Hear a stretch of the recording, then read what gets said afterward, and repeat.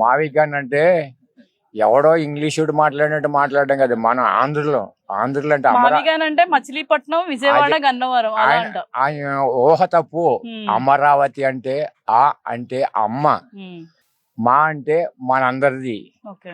తీ అంటే తీయలేని విడలేని బంధం. అది అమరావతి అంటే ఏంటి అనుకుంటున్నారు అసలు? దేవతలు నివసించిన ప్రదేశం అది. అలాంటిది మానవులు నివసించడానికి ఎంత యోగ్యంగా ఉంటుంది? దాన్ని చిందరవందరగా ఉందని మనం అనుకోవడం అనవసరం.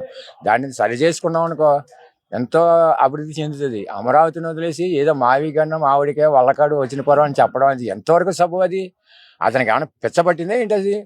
అతను 5 సంవత్సరాలు మినిస్టర్గా ఎలా చేసాడు అసలు? అసలు మాట్లాడే విధానం సరిలేదు. నీ పాలసీ సరిలేదు. నీ పాలసీ సరి చేసుకుని నలుగురిలోనే ముందాగా ఉండాలి తప్ప మినిస్టర్ అంటే అది తప్పు. ఆయన మాట్లాడే విధానం నిన్న మాట్లాడింది చాలా తప్పు. అమరావతి అంటే అమ్మ లాంటిది. అమ్మను వదిలేసి నువ్వు ఎలా బతకగలవయ్యా? ఒకసారి చెప్పమను.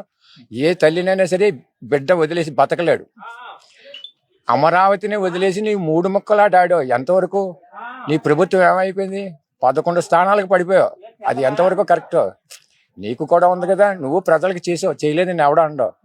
ఎన్నో ఉపకారాలు చేసావు కరెక్టే. నీ ఆలోచన ఏముంది?